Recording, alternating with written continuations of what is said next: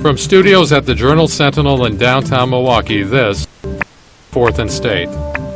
In this edition, Mark Reynolds wants you to pay a carbon tax to deal with climate change. Should you? How can he justify a new tax at this time? We'll ask him about that on 4th and State. I'm David Haynes, Opinions Editor at the Milwaukee Journal-Sentinel, and we're joined today by Mark Reynolds, who's Executive Director of the Citizens Climate Lobby, which has nearly 50 grassroots organizations in the United States and Canada. Its goal is to create the political muscle to back climate change legislation. Climate Change Lobby is behind a recent bill sponsored by California Congressman Pete Stark, which would tax coal, oil, and gas based on the amount of carbon dioxide that these fuels emit. Mark, welcome. Thank you. And why a carbon tax? There's an economist named Pigou. He talked about Pigovian taxes, where he asserts that sometimes the market fails, in that the market doesn't really assess the true cost of something to society. I think if we looked at oil and we said, okay, we should include the cost, the real cost of oil in what we pay, then you have to add a couple of $1 trillion for our trips into Afghanistan and Iraq. If you take oil and you look at what happens to the degradation to the environmental and the economic viability of those communities, we're not including that cost. So there's a lot of economists over time who said this is the right approach to correct the market failure. Laffer from the Reagan administration, Mankey from the Bush administration, Shapiro from the Clinton administration, who say, first of all, you need to correct that market failure. But they also add the piece that we've been advocating, which is that you need to take the revenue from that and not use it to feed government, but rather to send it back to American households to help them make the transition while we make a change over to renewable energy. And how would that work? Where would that revenue go in the ideal plan? In the ideal plan, households would get a monthly check. And so you would take all the money. What we would do is start taxing at the source of the energy coming into the economy, at the oil well, at the coal mine. We've talked to the top legal experts in the world who say that a border adjustment for this would hold up. So if there were other countries that did not have the same type of tax, we could have a tariff and it would not be considered punitive by the WTO. Now, how does that affect a manufacturing state such as Wisconsin, which uses a tremendous amount of energy to make stuff? And we have a number of jobs that are in those industries. Does that need to be taken into consideration for states like Wisconsin that maybe are more energy consumers than other states? Yeah, that's one of the questions people ask, and also the other question that's commonly asked is, what about the states that are so heavily coal-based, as contrasted with, you take Washington State, where all their power comes from hydropower. And Wisconsin would fit that category. Yeah, as well. Exactly. Yeah. There's been quite a bit of studies done to show that those regional impacts are not as significant as most people believe. The good thing is if you take all of the money and send it back to households as a monthly dividend check, 2/3 of American households will actually come out even or better, not only just in the increase in energy costs, but obviously manufacturing costs will go up, and they'll pass that through to their consumers. So we expect that in all cases, both the energy companies and the manufacturers will pass it through ultimately to consumers, but as long as the consumer's protected, then it shouldn't do anything to diminish their buying power, etc. So why not cap and trade? Why a carbon tax as opposed to a cap and trade regime? Well, the biggest problem with cap and trade is not, the cap part's always a good idea, right? Because we say we'll limit emissions. There's some difficulty that comes into play when you add the trading component that has the potential of causing energy costs to spike. If you can imagine energy futures, energy derivatives. But the biggest flaw in cap and trade is every time it's been proposed, they include offsets. And offsets are essentially a dishonest way of dealing with the issue. Now, why is that? Well, the offset projects themselves are always good. So they're usually things like planting trees, capturing methane.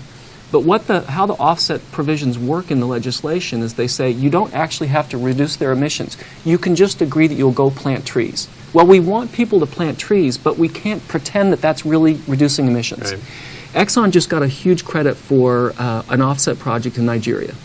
And what they said they would do is they would stop burning the gas plumes there. Great. We don't want them to do that.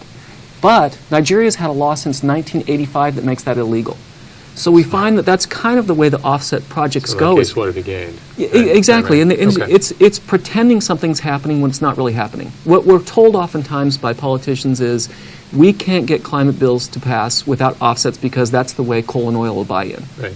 Well, something about that seems incorrect to us. And what kind of traction can you get with the carbon tax?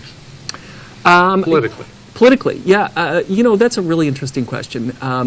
So the question is, what do people say behind the door Right. that we don't get Sure. them to say in front of the door? So what are they saying behind the door? Behind the door, they say it makes complete sense to them. Okay. Only They if meaning who? Republican Republicans? office holders, members of the Okay. Senate, members of the House of Representatives. I'll give you an interesting case, a very heavily coal state, Bob Corker of Tennessee. Yep. He said, his staff said, last year, that when Senator Cantwell introduced the CLEAR Act, which was a cap and dividend, that if she had gone to 100% revenue neutrality rather than 70%, he would have co-sponsored. So that would add another Republican on the legislation. Here's the reason that we think this should be attractive to Republican legislators.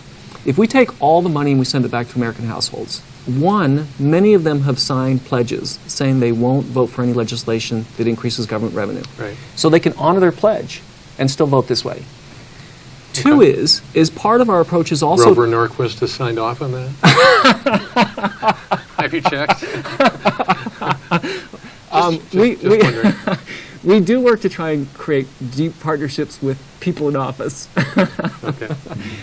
Some of the people who try and influence them we haven't worked so much on. But he should be able to sign off on it, given it is revenue neutral. Okay. But also, we are also saying that let's not subsidize energy at all. So if we eliminate energy subsidies, but we simply send a signal to the market saying that there is a predictable rise in the cost of energy, that will tell banks, entrepreneurs, and venture capitalists where their price point, where they're guaranteed to make money. So we think that it's an easy sell to Republicans to say, we're going to solve this with the market. So rather than us picking winners and losers, rather than us subsidizing certain parts of the energy economy, us simply saying, okay, the market doesn't correctly assess the cost of coal and oil. We correct that with the tax, but by giving all the money back, we let American entrepreneurs solve it. Let's shift gears for a minute. What's your take on the UN climate talks in Durban? I don't even know why they try and have those talks. I can't imagine getting 180 people in a room and getting them to agree on anything. And there's so many competing interests that they haven't agreed on anything. They haven't agreed on anything. I think from the U.S. perspective, it would be much more useful if we just focused on bilateral talks with China. Okay. Because China is now the biggest emitter of pollution in the world. We're the biggest emitter per capita. If those two countries would get together, then Well, I it think... gets to a question. Yeah. The question always is, why should we do anything unilaterally, as you're suggesting, when China seems to show no willingness to do anything? Well, first of all, I think China does show some willingness to do Okay. something. But the other There were point... hints of that at Durban. Yes. And they've certainly been investing so heavily in renewables. That's one of the things where the U.S. has really missed out. We're developing Okay. technology. Fair They're point. manufacturing wind turbines. But the other side of it is this.